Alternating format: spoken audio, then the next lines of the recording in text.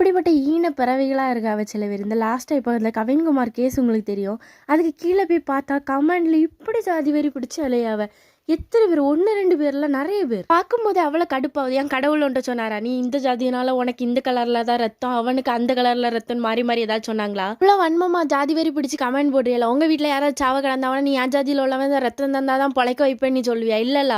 அப்போ இதில் மட்டும் எதுக்குலாம் ஜாதி வெறி பார்த்துட்டு இருக்கிறீங்க? அந்த இப்போ வெட்டினானே அவனுக்கு வந்து தங்க பதக்கத்தை தூக்கி கொடுத்துட்டாவளா, நீ நல்ல காரியம் பண்ணிட்டானே. உலகத்துல ஜாதினா ஒன்னே ஒன்று மட்டும்தான், அது மனுஷ ஜாதி மட்டும்தான். அதை தள்ளி வேற எந்த ஜாதியுமே இங்க கிடையாது. லாஸ்டா இறந்தாங்களே அந்தனே, நல்ல ஃபேமிலி, நல்ல சம்பளம், இதை தள்ளி வேற என்ன வேணும் சொல்லுங்க நீங்க? அஞ்சறிவு இருக்க மிருகங்கள் கூட தனக்கு எண்ணத்துல ஏதாவது செத்து போச்சுன்னா அது வந்து அவ்வளோ கஷ்டப்படும். ஆனா இங்க வந்து பாதி பேர் சந்தோஷப்பட்டுட்டு இருக்காவ இந்த ஜாதி வெறினால.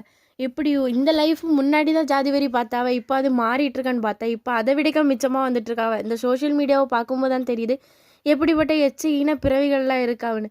ஆனால் இப்படியே இருந்துட்டு இருந்தால் சத்தியமாக சொல்லுங்க நம்மளால் எப்போவுமே முன்னேற முடியாது, அடுத்தவனே முன்னேற வைக்க முடியாது.